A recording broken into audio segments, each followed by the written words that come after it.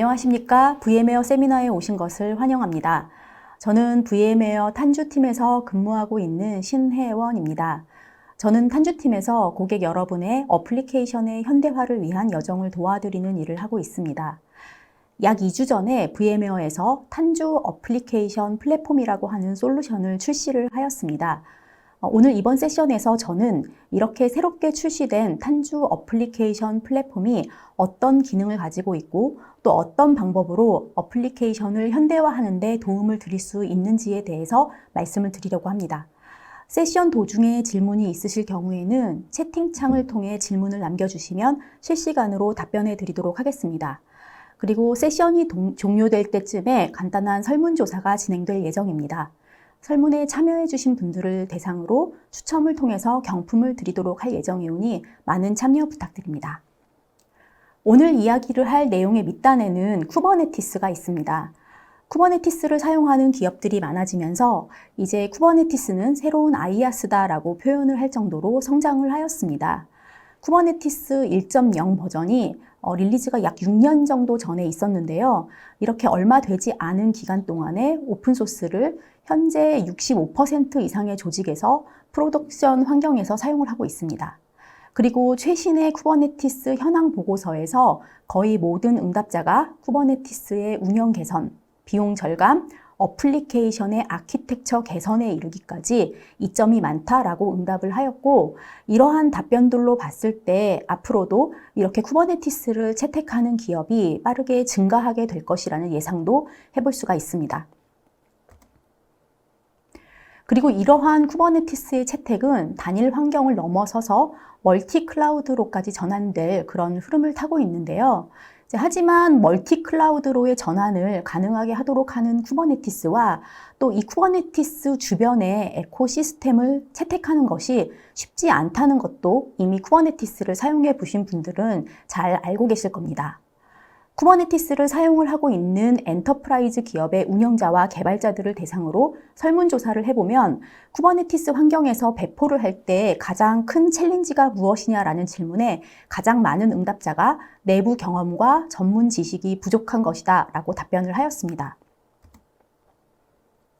실제로 제가 엔터프라이즈 담당자들을 만났을 때 어려워하시는 부분은 내재화에 대한 부분뿐만 아니라 쿠버네티스 자체와 주변의 수많은 생태계 중에서 어떤 도구들을 선택해서 환경을 꾸리느냐에 대한 결정을 내리기가 어렵다라고 하는 그런 부분이었습니다.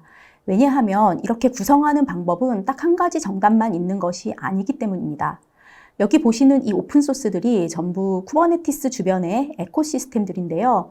수많은 쿠버네티스 주변의 오픈소스를 활용해서 역량껏 쿠버네티스 기반의 환경을 꾸릴 수가 있는데, 이러한 오픈소스들은 종류가 많기도 하지만 오픈소스 생태계에 변화가 많은 것들을 채택을 했다가 발전이 잘 안 될 수도 있고 사장될 수도 있기 때문에 금방 사라질 수도 있는 위험을 안고 있는 이런 것들을 리스크를 안고 오픈소스 기반의 운영을 하는 데 있어서 어려움이 되기도 합니다. 그래서 이러한 환경에서 어플리케이션을 효율적으로 배포하고 운영하는 것뿐만 아니라 유지 관리를 쉽게 할 수 있는 그런 솔루션들도 이제 필요하게 됩니다. VM웨어의 탄주는 이러한 쿠버네티스 환경에서의 앱을 현대화하는 방법에 대해서 많은 고민들을 하고 있고, 또 이런 것들을 제품에 녹여내서 제공하려고 노력을 하고 있습니다. 저희 VM웨어에서 바라보는 어플리케이션의 현대화를 위한 두 가지 시각이 있는데, 인프라 업 부분, 어플리케이션 다운, 앱 다운 부분입니다. 첫 번째 시각인 인프라 업은 어플리케이션을 백업해 줄 수 있는 모던 인프라 스트럭처를 어떻게 가져갈 것인가, 빠르게 변화하는 앱을 어떻게 안정적으로 받쳐줄 수 있을 것인가에 대한 앱 안정성 부분입니다. 두 번째 시각은 앱 다운 부분인데요. 어플리케이션을 어떻게 모더나이제이션 할 수 있을까? 그리고 점점 더 빠르게 많이 요구되는 그런 요구사항들을 어떻게 하면 빠르게 반영할 수 있을 것인가에 대한 개발 스피드 부분입니다. 어떻게 보면 이 두 가지는 서로 상충이 되었다고 볼 수가 있는데, 이러한 부분들을 잘 맞춰서 잘 운영할 수 있는가에 대한 고민들을 기업에서는 많이 하고 계십니다.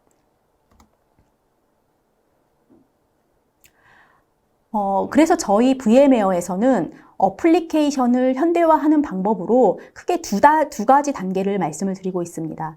작년에는 주로 이런 말씀을 많이 드렸습니다. 1단계 방법인데요. 첫 번째 방법으로 인프라의 안정성을 위한 방법입니다. 각각의 클라우드 환경에서 운영되는 여러 가지 멀티 쿠버네티스 플랫폼을 각 CSP가 가지고 있는 쿠버네티스의 것을 사용하실 수도 있지만 그러려면 각각의 사용법을 익혀야 할 필요가 있습니다. 그래서 멀티 클라우드 환경이더라도 동일한 쿠버네티스 플랫폼을 사용을 하자. 그래서 단일 플랫폼으로 통일을 하게 됨으로써 운영자와 개발자가 환경별로 알아야 하는 이런 러닝 커브를 최소화할 수 있도록 하는 솔루션들을 제공을 하고 있습니다. 그리고 이러한 여러 쿠버네티스 클러스터는 좀 더 편리하게 단일한 뷰에서 통합적으로 관리를 하고 모니터링 할 수 있는 솔루션도 함께 제공을 하고 있고 이런 아키텍처를 이제 권고드렸었습니다.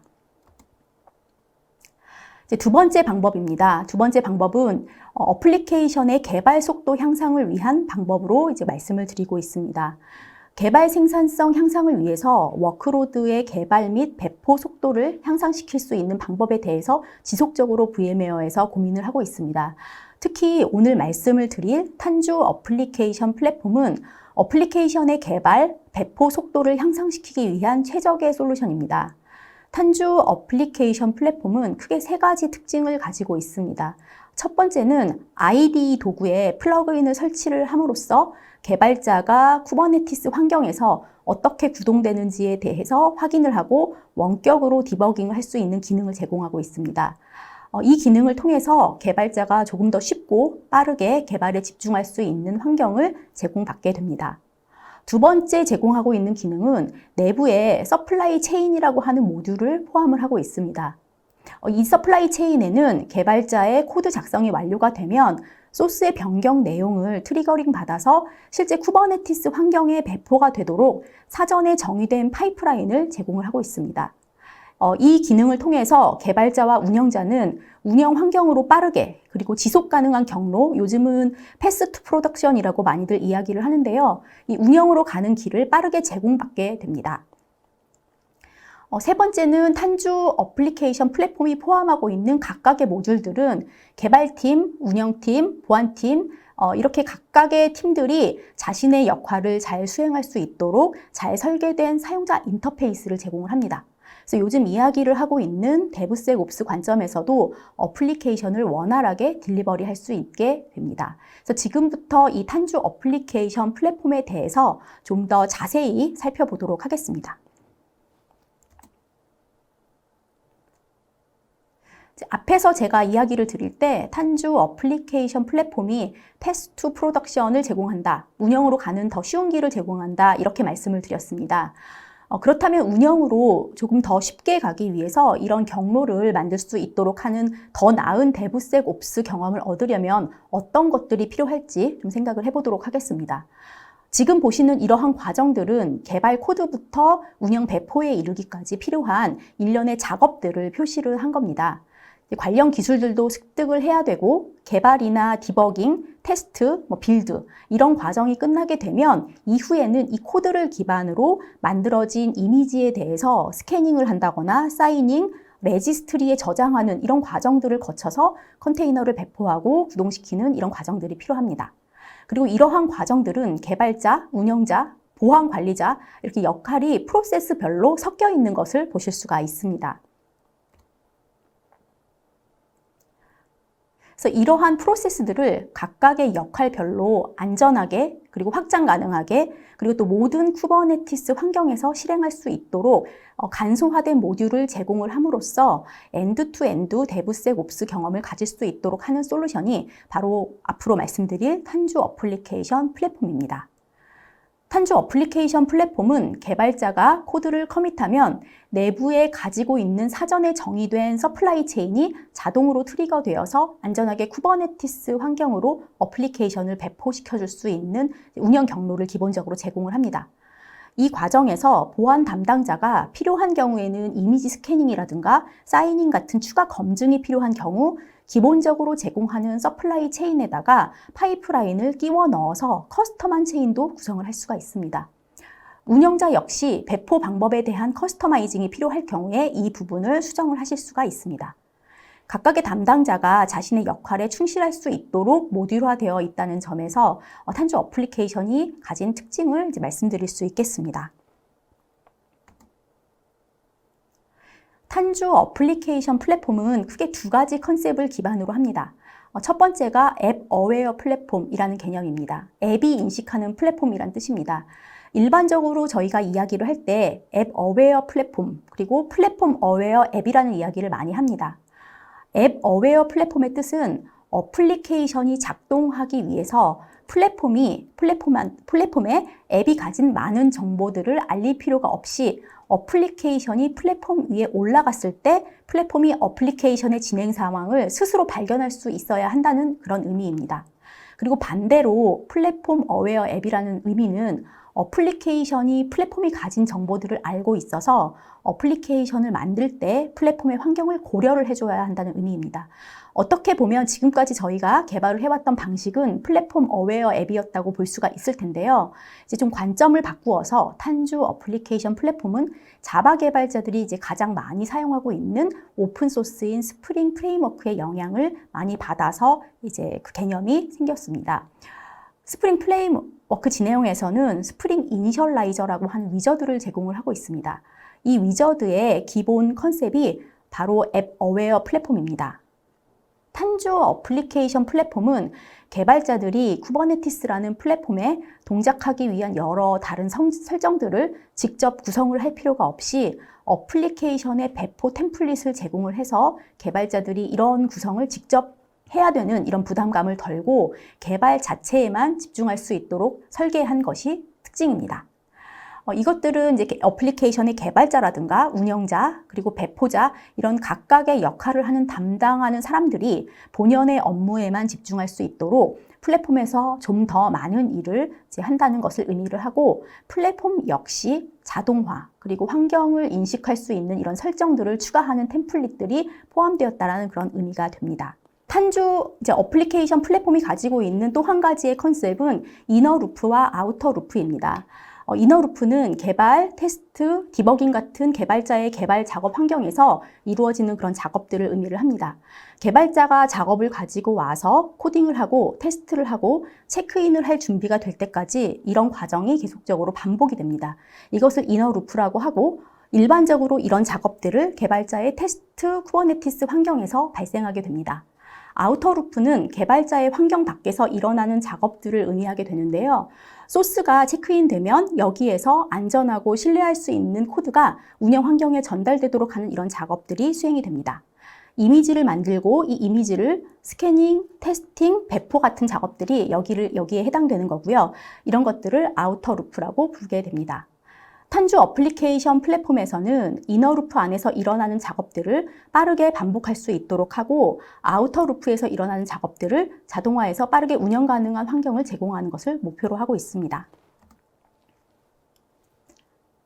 대부분 어플리케이션을 개발하고 배포하는 데에는 일반적으로 이런 과정을 거치게 됩니다. 그래서 앞에서 말씀드린 이너 루프, 아우터 루프를 우리가 일반적으로 수행하고 있는 프로세스와 연결시키면 이런 모양새가 될 겁니다. 개발자가 개발을 시작을 해서 디버깅하는 이런 반복된 작업, 소스를 체크인하기까지 작업을 이너 루프라고 이야기를 합니다. 그래서 이렇게 소스가 체크인이 되게 되면 그 다음부터 체크인된 소스를 기반으로 이미지를 빌드를 하고 빌드된 이미지가 안전한지 그리고 스캐닝, 사이닝하는 이런 작업들을 거쳐서 어플리케이션을 배포하게 됩니다. 이 부분이 바로 이제 저희가 이야기하는 아우터 루프가 됩니다. 탄주 어플리케이션 플랫폼에는 이런 이너 루프와 아우터 루프를 하나로 묶어서 어플리케이션 소스부터 쿠버네티스 환경에 배포되기까지의 과정들을 서플라이 체인이라는 모듈을 통해서 자동화할 수 있도록 제공을 하고 있습니다. 이 개발 루프를 기준으로 해서 데모를 좀 보여드리도록 하겠습니다. 데모 환경은 개발자가 자신이 개발한 앱을 테스트할 수 있는 로컬 환경, 그리고 이 컨테이너를 테스트해 볼 수 있는 개발자가 제공받게 될 개발 클러스터, 그리고 실제 어플리케이션이 서비스되는 운영 클러스터로 구성이 되어 있고 각각의 쿠버네티스 환경에는 탄주 어플리케이션 플랫폼이 각각 설치가 되어 있습니다. 그래서 앞에서 설명드린 이너 루프에 포함되는 작업들은 개발자가 수행하는 이런 작업들이 될 겁니다. 개발자들이 IDE를 이용해서 개발을 할 때 탄주 어플리케이션 플랫폼이 어떻게 사용이 될 수 있는지를 데모를 통해서 보여드리도록 하겠습니다. 기존에 그 스프링 부트 개발 경험이 있는 개발자들은 이 페이지가 낯이 익으실 겁니다. 보통 개발을 시작할 때 지금 보시는 스프링 이니셜라이저라는 웹페이지에서 개발에 필요한 여러 라이브러리들을 이렇게 선택을 하게 됩니다. 저는 여기서 스프링 부트 기반 웹을 만들려고 하고 있고요. 이제 스프링 부트 기반의 웹인 스프링 웹을 선택을 하였습니다. 그리고 JPA 라이브러리를 이제 선택을 할 거고요. 그리고 디버깅을 위해서는 액추에이터를 집어넣도록 하겠습니다. 그리고 UI를 위해서 심리프 프레임워크도 하나 더 추가를 해보도록 하겠습니다. 그래서 심리프를 방금 추가를 했고요. 이렇게 4가지의 라이브러리를 선택을 하였고, 선택이 끝나면 이 어플리케이션 템플릿을 이제 zip 파일로 다운로드 받아서 이것을 기반으로 개발을 시작하게 됩니다.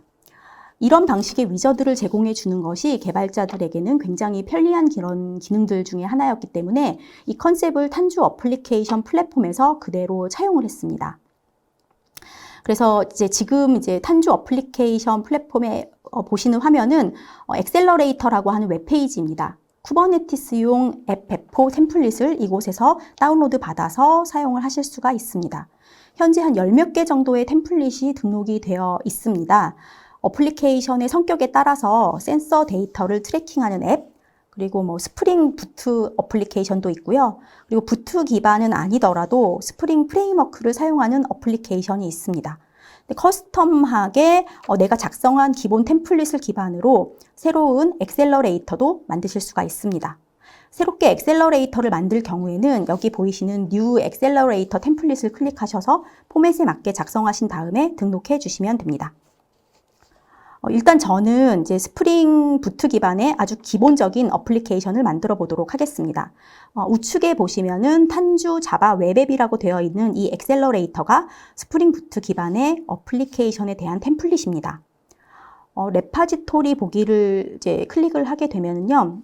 우측에 보이시는 레파지토리 보기를 클릭을 하게 되면 GitHub에 연결된 소스를 확인해 보실 수가 있는데 내가 만들려고 하는 템플릿이 맞는지 이렇게 확인을 해 보신 다음에 확인이 끝났으면 추즈 버튼을 클릭을 하셔서 선택을 해줍니다. 새롭게 만들 어플리케이션 이름을 지정을 하고 그리고 컨테이너 이미지 저장소에 대한 프리픽스도 여기에다가 지정을 해줍니다. 이 부분은 도커 허브가 아닌 사설 레지스트리를 사용하게 될 경우에 이미지에 넣게 될 그런 태그가 될 겁니다. 넥스트 버튼을 클릭을 해서 입력한 값들을 확인을 하고 크리에이트를 눌러서 템플릿을 생성을 합니다. 그리고 zip 파일에 있는 것들을 보면은 생성된 디렉토리 구조를 확인을 하실 수가 있습니다. 이 안에 있는 파일들이 확인이 끝나면 다운로드 파일을 눌러서 템플릿을 다운로드 하게 됩니다. 방금 다운로드 받은 zip 파일을 압축을 해제를 하고요. IDE에서 디렉토리 프로젝트를 임포트를 합니다. IDE용 탄주 어플리케이션 플랫폼 플러그인은 현재 비주얼 스튜디오 코드만 지원을 하고 있지만 향후 다양한 IDE를 추가로 확장해서 지원을 할 계획입니다. 이미 플러그인을 설치를 해 두었기 때문에 팔레트에서 라이브 업데이트 메뉴를 확인을 하실 수가 있습니다. 라이브 업데이트를 구동을 해주면 틸트가 구동이 될 겁니다. 그래서 틸트를 구동을 시키게 되면은 틸트가 구동이 될 건데요. 틸트는 개발자가 쿠버네티스 클러스터에 쉽고 빠르게 접근해서 소스의 변경 사항을 감지해서 어플리케이션을 빠르게 배포할 수 있게 도와주는 오픈소스입니다. 기본적으로 포함된 틸트 파일에 틸트가 구동이 될 때 동작할 커맨드들을 이렇게 정의하고 있습니다. 최초 구동이 되면서 템플릿에 구현된 기본 어플리케이션이 로컬 환경에서 현재 사용 중인 쿠버네티스 컨텍스트를 참고를 해서 여기에 컨테이너를 구동시키게 됩니다. 그리고 이 앱은 큐브 프록시로 포트 포워딩을 하는데요. 로컬 환경의 주소인 로컬호스트 8080 포트로 동작을 하게 됩니다. 8080 포트를 기본으로 사용하는 이유는 스프링 부트 안에 톰캣이 사용하는 기본 포트이기 때문이고요. 이제 로컬호스트의 8080으로 어플리케이션이 잘 떠 있는 것을 확인을 하실 수가 있습니다. 이제 IDE에서 소스를 변경해서 실시간으로 반영이 되는지를 확인을 해보려고 합니다. 컨트롤러에 웹에서 보여질 텍스트가 이렇게 코딩이 되어 있습니다. 이 소스에서 코드를 수정을 해보도록 하겠습니다.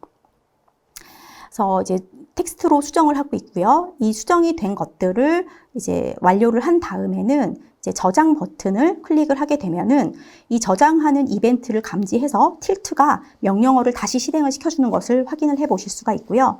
컨테이너가 다시 배포가 되면 웹페이지에서 변경된 텍스트들을 이제 확인을 하실 수가 있습니다. 그래서 이렇게 지금 변경된 것들을 리프레시 하면서 확인을 하실 수가 있고요. 변경이 이제 된 것을 확인을 하였습니다. 그리고 이제 로컬 환경에서 개발자들이 개발을 하실 때 이제 자주 사용하는 그런 기능 중에 하나가 디버깅입니다. 디버깅을 원하는 소스 위치에다가 디버거를 걸어두고, 소스에다가 디버거를 걸어두고, 프로젝트에 포함되어 있는 이제 워크로드 야물 파일을 찾아서 거기에 우측 버튼을 보시면은 여기에 자바 디버그 스타트라는 버튼이 있습니다. 이것들을 클릭하시면 이제 원격 디버깅도 하실 수가 있습니다. 쿠버네티스 환경에서 실제 이제 구동이 되어 있는 컨테이너에 대해서 원격 디버깅을 할 수 있다는 그런 부분, 이 부분이 탄주 어플리케이션 플랫폼이 가진 장점 중에 하나입니다. 로컬 환경의 디버깅과는 다르게 서비스가 될 환경과 동일한 환경을 연결해서 내 환경에서 디버깅을 할 수 있다는 점은 개발자가 테스트를 위한 환경을 별도로 구성을 하거나 할 필요 없이 개발에만 집중할 수 있게 해주자라고 하는 탄주의 기본 컨셉하고도 일치를 하는 그런 부분이 되겠습니다. 네, 이제 이너 루프를 다 확인을 하셨고요. 이제 아우터 루프 부분에 대한 이야기를 좀 해보려고 합니다. 아우터 루프는 체크인이 완료된 개발 코드들이 깃에 저장된 이후부터의 작업들로 이루어집니다. 개발자의 환경에서 벗어나서 개발된 소스가 이미지로 빌드돼서 실제 운영될 그런 쿠버네티스 환경으로 배포되는 과정을 의미하고요. 이 부분에 대한 데모를 보여드리기 전에 이제 깃에서 쿠버네티스까지의 어플리케이션을 배포하는 이미지 생성, 스캐닝, 배포 등의 작업을 위해서 필요한 탄주 어플리케이션 플랫폼의 주요 서브 모듈들을 한 3가지 정도만 설명을 먼저 드리고 데모를 보여드리도록 하겠습니다. 첫 번째 말씀드릴 부분은 탄주 빌드 서비스입니다. 탄주 빌드 서비스는 어플리케이션의 코드를 빌드를 해서 이것들을 쿠버네티스 환경에 배포할 수 있는 이미지로 빌드를 해주는 그런 솔루션입니다. 이 안에는 크게 2가지 컴포넌트를 가지고 있습니다. 첫 번째는 빌드팩인데요. 빌드팩은 각각의 언어별로 구성이 되어 있습니다. 자바 빌드팩, PHP 빌드팩, 고 빌드팩 이런 식으로 언어별로 빌드팩을 가지고 있고요. 각각의 언어별로 어플리케이션이 필요로 하는 라이브러리와 베이스 이미지를 포함을 하고 있습니다. 어플리케이션의 소스를 디텍션을 해서 해당되는 빌드팩을 합쳐서 이미지를 만들어주는 일을 하고 있습니다. 두 번째 가지고 있는 부분은 이제 K팩이라는 컴포넌트입니다. K팩은 빌드팩을 이용을 해서 이미지를 빌드를 해주는 CLI로 이루어져 있습니다. 탄주 빌드 서비스가 가지는 장점 중에 하나는 관리하는 이미지들이 어플리케이션 레이어, 라이브러리 레이어, OS 레이어로 이미지를 분리해서 가지고 있기 때문에 변경사항이 있는 레이어에만 변경을 하고 이 변경된 부분을 탄주 빌드 서비스에서 탐지해서 다시 조립을 해주기 때문에 이미지의 빌드 시간이 굉장히 단축된다는 점, 그리고 또 이미지에 대한 관리를 운영자가 쉽게 할 수 있다는 점이 이제 탄주 빌드 서비스의 장점이 되겠습니다. 이제 두 번째 말씀드릴 거는 서플라이 체인 코레오그래퍼라는 것입니다. 코레오그래퍼는 이제 용어가 좀 어려울 수 있는데요. 한국어로 굳이 번역을 하자면 이제 안무가라는 뜻이 있습니다. 안무가는 이제 사전적 정의를 보면 춤을 전문적으로 창작하는 사람들을 이제 의미하는데 이제 이런 서플라이 체인을 자유롭게 만들어질 수 있다는 의미로 이런 이름을 짓지 않았을까라고 이제 생각을 해봅니다. 어플리케이션이 운영에 배포되기까지의 과정, 패스 투 프로덕션이라고 하는 이 운영에 배포되기까지의 그 파이프라인을 서플라이 체인이라고 저희는 이야기를 하고 있습니다. 그래서 기본적으로 탄주 어플리케이션 플랫폼에서 이 서플라이 체인을 가지고 있기도 하지만 중간에 필요한 여러 단계들을 이제 모듈화해서 추가해서 나만의 파이프라인을 구성할 수도 있습니다. 여기에는 크게 2가지 개념이 도입이 되었습니다. 첫 번째는 서플라이 체인입니다. 그래서 쿠버네티스가 플랫폼에 배포하기까지의 단계가 이벤트 기반으로 자동화되어 있는데 이 운영자를 위한 그런 개념이라고 생각을 하시면 되겠습니다. 두 번째 개념은 워크로드입니다. 개발자가 어플리케이션을 어떻게 배포할 건지 그리고 어플리케이션에 대한 구성 정보들을 정의해주는 거라고 생각을 하시면 될 것 같고요. 워크로드는 YAML 파일로 정의가 되어 있습니다. 이 안에는 어플리케이션의 이름, 그리고 소스의 위치, 어디를 참조할 건지에 대한 소스의 위치 등의 정보가 있고요. 우리가 일반적으로 알고 있는 쿠버네티스의 리소스를 정의하는 방법과 유사한 방식으로 정의가 됩니다. 이 서플라이 체인을 구성을 하기 위해서는 다양한 오픈소스가 사용이 되는데 이 부분은 이제 쿠버네티스의 생태계에 지속적으로 컨트리뷰션을 하겠다라는 VM의 의지와도 이제 관련이 있을 것 같습니다. 세 번째 개념은 클라우드 네이티브 런타임입니다. 저희가 줄여서 CNR이라고도 이야기를 하고 있는데요. 이제 일반적으로 저희가 알고 계시는 서버리스입니다. K네이티브 기반의 쿠버네티스용 어플리케이션 런타임이고요. 어플리케이션이 항상 구동되는 것이 아니라 요청 속도에 따라서 파드 수를 늘리거나 줄이거나 하실 수가 있습니다. 그래서 컨테이너가 요청을 처리하지 않을 때는 0으로 스케일 다운되도록 하는 스케일 투 제로 기능, 그리고 파드를 구동하지 않고 있다가 새로운 요청이 들어왔을 때 파드를 자동으로 시작할 수 있도록 하는 스케일 프롬 제로 기능을 지원을 하고 있고요. 이런 것들은 전부 이벤트를 트리거링해서 워크로드를 조정하도록 설계가 되었습니다. 이 밖에도 컨테이너의 요청이 너무 많이 몰리게 될 때를 대비를 해서 파드가 동시에 처리할 수 있는 이런 요청 수를 제한한다거나 배포 방법에 따라서 어플리케이션의 트래픽을 분할할 수 있는 그런 기능들을 제공을 하고 있어서 버전 업그레이드를 한다거나 할 경우에 점진적으로 롤아웃되는 방식을 컨트롤하는 기능도 함께 제공을 하고 있습니다. 그래서 탄주 어플리케이션 플랫폼에서 어플리케이션을 배포할 때 이 클라우드 네이티브 런타임을 포함을 하고 있고요. 앱이 배포될 때 이 기반으로 어플리케이션이 배포가 되도록 설계가 되었습니다.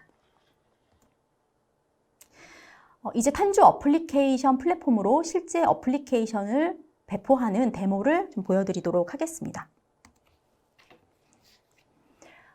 배포 과정은 이전에 이제 수행했던 방식과 비교해보기 위해서 잠깐 살펴보면요. 기존에는 어플리케이션이 배포가 되려면 여러 단계를 거쳐야 했었습니다.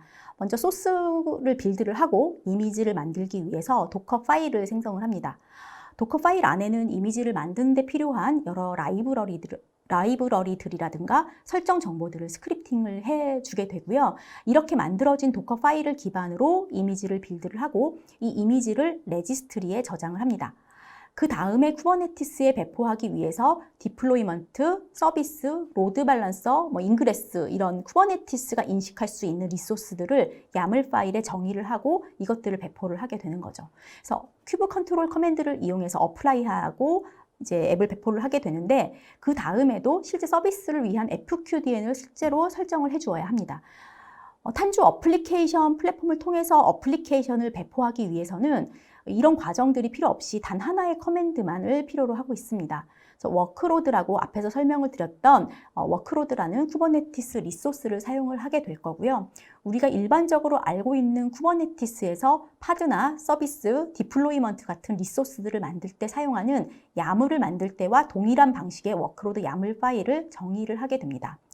소스 코드부터 쿠버네티스까지 배포하는 것만 단순 비교하기 위해서 이제 앞에서 기본적으로 서플라이 체인에서 제공하는 테스트라든가 스캐닝 기능은 제거를 하였고 단순히 이제 앱을 푸시하는 기능만 보도록 하겠습니다. 이 두 과정을 비교를 해보시면 아시겠지만 도커 파일로 만들어서 워크로드를 배포하는 경우에는 작업이 좀 복잡한 데다가 수작업도 많고 그에 따라서 발생할 수 있는 휴먼 에러 가능성이 많습니다. 반면에 탄주 어플리케이션 플랫폼을 통해서 배포를 하는 경우에는 단일 명령어로 배포가 완료가 되고 이 과정에서 불필요한 스크립팅 작업이 제거가 되기 때문에 표준화하기가 훨씬 수월합니다. 이 부분을 실제 데모를 통해서 보여드리도록 하겠습니다. 이제 먼저 YAML 파일을 적용을 하기 전에 워크로드 YAML 파일을 잠깐 살펴보도록 하겠습니다. 도커 파일과는 다르게 훨씬 간결하면서 쿠버네티스 리소스를 만들 때 사용하는 우리가 인식하기 쉬운 그 YAML 파일과 동일한 방식을 사용하는 것을 알 수가 있습니다. 주로 확인할 부분은 워크로드 이름을 지정하는 부분과 이 소스가 어느 곳에 위치해 있는지입니다. 이 워크로드 파일은 깃에 있는 소스를 참고를 할 거고요. 깃 주소와 브랜치명이 이제 마스터로 되어 있습니다. 네, YAML 파일이 작성이 되었으면 탄주 CLI를 사용해서 워크로드를 생성을 합니다.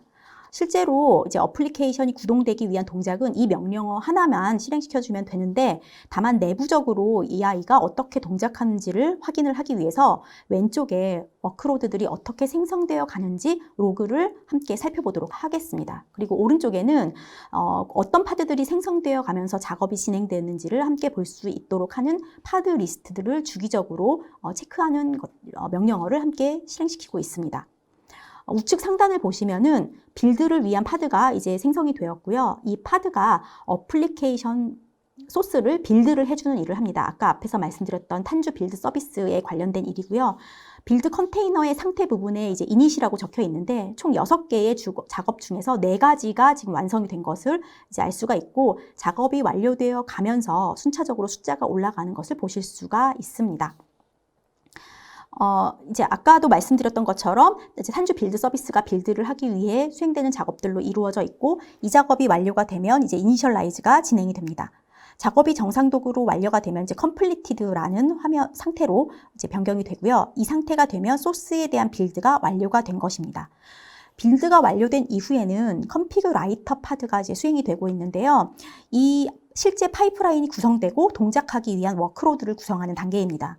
내부적으로 사용하는 파이프라인은 테크톤이라는 오픈소스를 사용을 하고 있습니다. config writer 파드 역시 init 컨테이너를 이제 가지고 있고, 완료가 되면 이제 complete 상태가 됩니다. 이 파드가 완료 상태가 되면 이후에는 파이프라인이 동작하면서 실제 앱이 구동될 파드가 생성이 되고 러닝이 되고 있는 것을 볼 수가 있습니다. 파드도 지금 보면은 이제 이 안에 포함되어 있는 컨테이너가 2개가 가지고 있고요. 이제 하나는 실제로 운영이 될 워크로드 컨테이너이고, 나머지 하나는 이제 그 클라우드 네이티브 런타임을 위한 서버리스 동작을 위한 컨테이너가 함께 구동이 되어 있습니다. 그리고 여기 이름을 보시면 리비전 번호, 첫 번째 배포되었다는 의미로 1번을 가지고 있는 것을 알 수가 있습니다. 네. 이전 데모에서 이제 워크로드를 생성하는 탄주 CLI를 구동을 시켰었습니다. 이 명령어는 어플리케이션을 이제 배포 한 번으로 이제 그냥 끝나는 것이 아니라 이후에 깃에서 소스 변경이 일어날 이런 부분들을 이제 후킹해가지고 이것들이 일어나는 앱을 지속적으로 변경시켜주는 그런 부분입니다. 그래서 이제 이 파이프라인이 같이 이제 포함이 되어 있고요. 이제 깃에서 소스 변경을 하고 내부적으로 변경이 되는 걸 확인을 해보겠습니다. 일단 이제 로그를 확인하는 명령어를 수행을 하고 있고요. 하단에는 파드들의 목록을 확인해 보도록 하겠습니다. 그리고 오른쪽에서 이제 소스를 변경을 해보도록 할 건데요. 일단 텍스트를 추가로 더 만들어 보도록 하겠습니다. 그래서 이제 텍스트를 더 추가해 놓고 있는 걸 보실 수가 있고, 커밋 버튼을 눌러서 이제 커밋을 합니다. 그러면 소스가 변경이 되었는데, 이때 이제 왼쪽에 하단에 보시면 첫 번째 디플로이먼트가 터미네이트 되고 있는 것을 보실 수가 있습니다. 실제로 이제 이벤트를 받아서 지금 일어나고 있는 건 아니고요. 이제 어플리케이션 파드가 서버리스 구조이기 때문에 호출되지 않은 파드가 기본 최소 파드 개수인 0으로 유지되기 때문에 사용되지 않아서 지워지고 있는 것입니다. 위에서 보시면 이제 그 깃에서 소스가 변경된 이벤트를 이제 받았고요. 탄주 어플리케이션 플랫폼에서 이제 빌드가 자동으로 일어나게 됩니다. 그래서 아래쪽을 보시면 이제 그 빌드가 완료가 된 것을 보실 수가 있고, 빌드 파드를 확인을 해보면 이제 리비전이 일어났기 때문에 번호가 하나 더 추가가 된 것을 보실 수가 있습니다. 그리고 config writer 파드 역시 추가로 이제 지금 생성이 되고 있습니다. 아까와 마찬가지로 동일한 작업들이 일어나게 될 거고, 워크로드 파더가 이제 생성이 되기 시작을 하게 되겠죠. 그래서 이제 막 시작을 하게 되었고요. 러닝 상태가 되었습니다. 빌드 파드와 config write 파드는 리비전 횟수만큼 생긴 것을 알 수가 있습니다. 제가 지금 2번까지 빌드를 했기 때문에 각각 2개씩 생성이 되었습니다. 이번에는 이제 스케일링에 대한 그런 데모를 좀 보여드리도록 하겠습니다. 그래서 우측 상단을 보시면 아까 보셨던 로그들, 파드들의 로그들을 보실 수가 있습니다. 빌드 파드 2개와 그리고 이제 config write 파드 2개가 있습니다. 지금까지 배포가 2번 일어났다는 것을 알 수가 있습니다. 그리고 실제 탄주 자바 웹앱의 워크로드 파드는 보이지 않고 있는데, 아까 이제 말씀드렸던 것처럼 외부에서 호출이 일어나고 있지 않기 때문에 디폴트의 최소값인 0으로 스케일 다운된 것을 알 수가 있습니다. 근데 이제 우리는 실제 사용 중이지 않더라도 일정 개수의 파드가 항상 이제 띄워놓고 싶은 경우가 발생할 수 있습니다. 이 경우에는 워크로드의 야물 파일에서 최소 파드 개수를 디폴트로 생성을 하실 수가 있습니다. 그래서 이제 야물 파일을 워크로드 야물 파일을 열고 최소 스케일 개수와 최대 스케일 개수를 3으로 지정을 해보도록 하겠습니다. 이것들을 이제 변경을 하고 이제 수정을 하였고요. 이제 다시 어플라이 명령어를 사용을 하여서 이제 최소 스케일 개수와 최대 스케일 개수를 이제 반영을 하게 됩니다. 여기 이제 그 워크로드 스케일 개수가 오토 스케일링 개수가 3으로 바뀐 것을 알 수가 있습니다. 그리고 이제 좌측을 보시면 이제 로그들이 출력이 되고 있고요. 이제 우측 상단에는 컴피그 라이트 파드가 추가된 것을 알 수가 있습니다. 여기서 보시면 아까와는 다르게 빌드 파드는 추가가 되지 않고 있습니다. 이렇게 빌드 파드가 추가되지 않은 이유는 저희가 지금 워크로드에 대한 것만 변경을 하였고 소스에 대한 변경은 이루어지지 않았기 때문에 워크로드에 대한 설정 정보만 변경했기 때문에 이 부분에 대한 파드만 반영이 된 거고요. 만약에 또 여기서 테스트라든가 이미지 스캐닝 같은 파이프라인이 추가가 된다면 이런 형태의 파드들이 더 추가가 될 겁니다. 이런 일을 하는 파드들이 더 추가가 되게 될 거고요. 그리고 워크로드 파드가 조금 전에 말씀드렸던 것처럼 아까와는 다르게 3개씩 구동이 되어 있는 것을 볼 수가 있습니다. 이렇게 생성이 된 파드들은 요청이 없더라도 항상 구동이 되는 그런 파드가 될 겁니다. 이제는 탄주 어플리케이션 플랫폼이 가지고 있는 그 유저 인터페이스를 좀 보여드리도록 하겠습니다. 지금 보시는 화면이 이제 워크로드를 관리할 탄주 어플리케이션 플랫폼의 모니터링하는 페이지가 되겠습니다. 이 페이지에서 모니터링할 앱을 카탈로그로 등록을 하게 될 겁니다. 여기 보이시는 이 화면들은 이제 하나씩 등록이 되면서 추가가 될 건데요. 우측 상단에 레지스터 엔티티라는 버튼을 클릭을 하게 되면 레파지토리 URL을 입력하는 페이지가 보입니다. 카탈로그 정보가 구성되어 있는 야물 파일을 입력을 하고 여기서 이제 애널라이즈 버튼을 클릭을 하게 되면은 이게 올바른 카탈로그 정보인지 확인을 해주고요. 리뷰가 끝난 다음에 임포트를 하게 되면 워크로드가 카탈로그에 등록이 되게 됩니다. 그래서 지금 등록이 된 것을 확인을 하실 수가 있고요. 잠깐 카탈로그 정보가 구성되어 있는 야물 파일을 확인을 해보도록 하겠습니다. 카탈로그 이름이라든가 관련 태그들, 라이프 사이클 같이 또 뭐 오너십 이런 것 같이 이제 이런 것들이 누구한테 있는지에 대한 정보를 여기다가 정의를 하고 있습니다. 이런 식으로 이렇게 정의가 된 다음에 이렇게 등록이 되면 하나가 더 추가가 되어 있는 것을 보실 수가 있습니다. 카탈로그 목록 위에서 워크로드들을 확인을 하실 수가 있는데 한번 들어가서 어떤 정보들이 있는지 확인을 해보도록 하겠습니다. 오버뷰 페이지에서는 워크로드에 대한 기본 정보들, 아까 카탈로그에서 이제 추가를 한 그런 정보들이 보이는 것을 확인을 할 수가 있습니다. 이 아래쪽에 보이시는 뷰 소스 버튼을 클릭을 하면 실제 이 워크로드와 연결된 GitHub 소스 페이지랑 링크가 되어 있습니다. 그리고 그 아래에 있는 항목에는 디스크립션이라든가 태그 같은 아까 카탈로그 야물 파일에 정의했던 여러 정보들이 나열이 되어 있습니다. 워크로드가 배포된 다음에는 이제 워크로드 관련된 여러 런타임 리소스들이 이 페이지에 포함이 됩니다. 쿠버네티스 서비스와 쿠버네티스 파드가 있는데 여기에 보이는 파드는 아까 이제 워크로드를 구동시키기 위해 필요한 설정들을 체크하는 작업용 파드입니다. 그래서 아까 설명드렸던 빌드 파드, 컴피그 라이터 파드가 여기에 해당이 됩니다. 일단 잡이 완료가 된 이후에는 컴플리티드 상태로 남아있기 때문에 파드 상태가 레디 상태가 아니라서 붉은색으로 표시가 되는 거고요. 이제 우측에는 보시면은 이제 K네이티브 서비스의 이제 우측을 보시면 이 우측에 이제 실제 서비스가 되고 있는 앱 어플리케이션의 URL을 가지고 있고 앱을 확인을 해 보실 수가 있습니다. 그리고 다시 이제 돌아가서 이 워크로드를 펼쳐보면은 현재 배포된 디플로이먼트들에 대한 이력들도 확인을 하실 수가 있습니다. 이제 워크로드를 한번 클릭을 해서 좀 들어가 보도록 하겠습니다. 현재 워크로드의 서비스에 대한 주소와 이 워크로드와 관련이 있는 여러 가지 리소스에 대한 야물 파일을 이제 확인을 하실 수가 있고요. 현재 워크로드들에 대한 상태, 그리고 이제 워크로드들의 오너십 정보도 함께 확인이 가능합니다. 이 오너십 정보에 있는 이 워크로드들과 관련이 있는 쿠버네티스 리소스들이 하이어라키하게 보여지게 됩니다. 그래서 이런 것들을 이제 보실 수가 있고요. 아래로 내려보시면 어노테이션이라든가 이제 레이블 정보, 라우팅 정보, 리비전 정보 파드들 이런 것들을 확인을 하실 수가 있습니다. 클릭해서 파드 정보를 한번 조회해 보도록 하겠습니다. 네. 파드 정보를 이제 조회하고 있고요. 파드의 오너십은 아까 보셨던 거하고는 좀 다르게 좀 더 많은 하이어라키가 있는 걸 보실 수가 있습니다. 큐브 컨트롤 플러그인 중에 트리라고 하는 플러그인이 있는데 이 플러그인은 리소스들의 하이어라키한 관계를 보는데 유용하게 사용이 되고 있는 그런 플러그인입니다. 마치 그 플러그인을 조회하는 것처럼 UI에서 조회가 되는 것처럼 유사하게 리소스 관계를 확인을 하실 수가 있고요. 그리고 이제 파드의 어노테이션이라든가 아니면 이제 레이블 정보도 함께 이제 확인을 하실 수가 있습니다. 그리고 아래쪽에 보시면 이제 라이브 뷰라고 하는 이런 페이지가 있습니다. 이거는 어플리케이션 라이브 뷰라고 불리기도 하는데 액추에이터를 사용하는 스프링 부트 워크로드를 모니터링 할 때만 보이는 그런 섹션입니다. 우선 이 워크로드가 표시가 하고 있는 액추에이터 정보를 이제 클릭을 해서 확인을 해보도록 하겠습니다.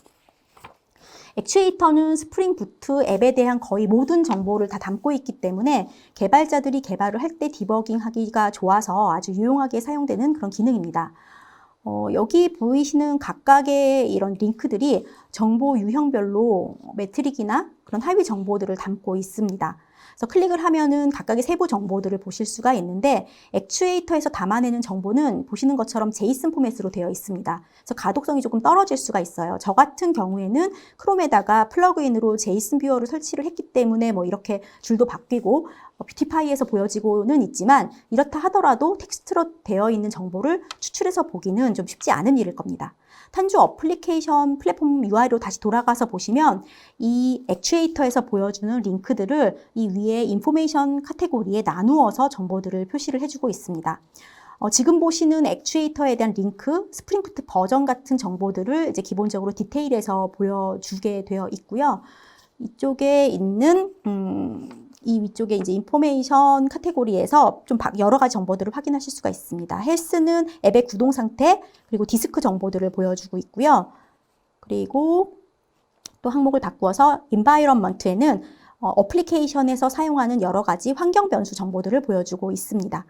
그리고 로그 레벨에서는 어플리케이션에서 사용되고 있는 로그 프레임워크에 대한 지정된 로그 레벨을 보여주고 있습니다. 이제 물론 특정 패키지에 대한 로그 레벨에 대해서도 실시간으로 변경을 하실 수가 있습니다. 디버깅 때문에 로그 레벨을 낮췄다가 이슈가 해결되면서 다시 로그 레벨을 올리는 경우, 이런 경우에 유용하게 사용을 할 수 있는 그런 기능이 되겠습니다. 그래서 이런 것들은 개발자들이 디버깅하기 좋고요. 메모리에는 현재 사용 중인 메모리 정보를 이제 그래프로 보여주고 있습니다. 그리고 스레드 역시 이제 정보를 확인할 수가 있고 필요할 경우에는 여기서 여러 가지 다양한 정보를 볼 수가 있고 필요할 경우에는 스레드 덤프도 이곳에서 이제 추출을 할 수가 있습니다. 그리고 이제 HTTP 리퀘스트를 이제 보실 텐데요. 여기서는 이제 요청 횟수에 대한 모니터링을 실시간으로 보실 수가 있습니다. 실시간 확인을 위해서 이제 실제 어플리케이션을 2초 단위로 한번 호출을 해보도록 하겠습니다. 그래서 지금 호출을 이제 2초 단위로 하고 있고요. 이렇게 새로운 요청이 들어오게 되면 이 파란색 그 버튼을 보시면 실시간으로 몇 개의 요청이 들어왔는지를 이제 메시지로 표현을 하고 있습니다. 그래서 클릭을 하셔가지고 여기서 요청이 들어온 추이를 그래프로 확인을 이제 하실 수가 있고요. 이렇게 요청 들어온 횟수들을 모니터링을 할 수가 있고 할 수가 있겠습니다. 그래서 이렇게 이제 트래픽을 이제 동적으로 보시는데 유용한 그런 기능이 되겠습니다. 그리고 컨피규레이션 프로퍼티는 환경 어플리케이션의 컨피규레이션 정보들을 볼 수 있는 페이지가 되겠고 빈 정보도 이렇게 확인을 하실 수가 있습니다. 그리고 이제 매트릭 정보를 여기서 이제 뭐 추가를 해가지고 디버깅을 하실 수가 있는데 여기에 보이시는 뭐 익셉션이라든가 아니면은 메소드, 다양한 메소드 그리고 또 상태 이런 것들을 정보를 포함을 해서 매트릭을 추가를 하셔서 모니터링을 하실 수도 있겠습니다.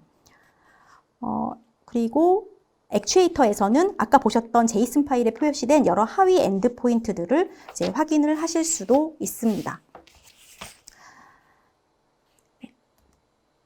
네. 지금 이제 보여드릴 거는 이제 API 포탈입니다. 그래서 이렇게 만들어진 여러 여러 앱들은 일반적으로 API들을 통해서 노출이 될 텐데요. 특히 요즘은 마이크로 서비스를 아니면 클라우드 네이티브 어플리케이션을 구현한 아키텍처를 지향하는 경우가 많기 때문에 이제 각각의 어플리케이션이 가지고 있는 기능을 API를 통해서 노출을 시키고 사용자가 이 API를 테스트할 수 있는 UI를 제공을 하고 있습니다. 그래서 개발자가 다른 어플리케이션에서 API를 참조해서 사용할 수 있도록 제공을 하고 있습니다. 일반적으로 스웨거 같은 프레임워크를 사용을 하게 되면 지금 보시는 것처럼 하나의 앱이 그 앱이 가진 API에 대한 정보들을 볼 수 있게 됩니다. 이것도 지금 사실은 굉장히 유용한 기능이긴 합니다. 그런데 어플리케이션별로 고유의 URL을 가지고 있기 때문에 이것들을 참조하는 개발자들이 어플리케이션별로 URL을 알고 있어야 참조를 할 수 있다는 부분에 조금 아쉬움이 있습니다. 그래서 이렇게 이제 보시면은 지금 이런 이제 아래로 내려서 이제 보실 수가 있는데 이렇게 보시는 여러 가지 모델이라든가 이런 것들을 제공을 하고 있고요. 이거는 이제 개발자라면 이제 많이들 보셨을 법한 그런 것입니다. 여기서 테스트를 해보실 수도 있고요. 이게 기본적으로 스웨거 UI를 사용을 하게 되면 제공을 받게 되는 그런 UI입니다. 근데 이렇게 이제 디스플레이되는 화면이 스웨거에서 제공하는 제이슨 파일을 기반으로 생성이 되게 됩니다. 그래서 이런 이제 API 포탈에서는 이러한 불편함을 이제 좀 줄여주기 위해서 이제 VMware에서 제공하고 있는 API용 단일 페이지를 제공하고 있습니다. 지금 이 정보들을 기반으로 어차피 파싱을 해서 UI들을 보여주는 거기 때문에 이런 식으로 제공을 하고 있고요. 보시는 것처럼 각각의 그런 어플리케이션에서 제공하고 있는 API들을 전부 묶어서 하나의 화면에 이제 제공을 하고 있습니다. 그래서 개발자들은 이 페이지만 접속을 하게 되면 원하는 API를 검색을 해서 사용을 할 수 있다라는 점이 장점이 되겠습니다. 그래서 이제 여기 지금 현재 2개가 디폴트로 이제 제공이 되고 있는데 이것들을 하나를 클릭하고 들어가면 아까 보셨던 스웨거 페이지랑 동일한 UI를 보실 수가 있습니다. 보시는 것처럼 API에서 제공하고 있는 이런 객체 유형들도 확인을 하실 수가 있고요. 그래서 펫은 이제 이런 모델을 제공한다라는 걸 볼 수가 있고, 이렇게 제공되는 API에 대해서 파라미터들을 이제 확인을 하거나 여기서 이제 API들을 확인을 하면서 파라미터들을 보거나 아니면 응답이 어떤 유형으로 되는지를 이제 테스트해 볼 수 있는 그런 페이지도 동일하게 제공을 하고 있습니다. 지금까지 이제 탄주 어플리케이션 플랫폼이 가지고 있는 다양한 기능들을 데모를 통해서 살펴보았습니다. 정리를 하면 조금 전에 보신 API들을 모아서 하나의 뷰로 제공을 하는 API 포탈, 그리고 어플리케이션의 워크로드에 대한 템플릿을 제공을 하는 엑셀러레이터도 보셨고요. 그리고 탄주 어플리케이션 플랫폼을 설치를 하고 워크로드들을 배포해주는 탄주 CLI도 함께 보셨습니다.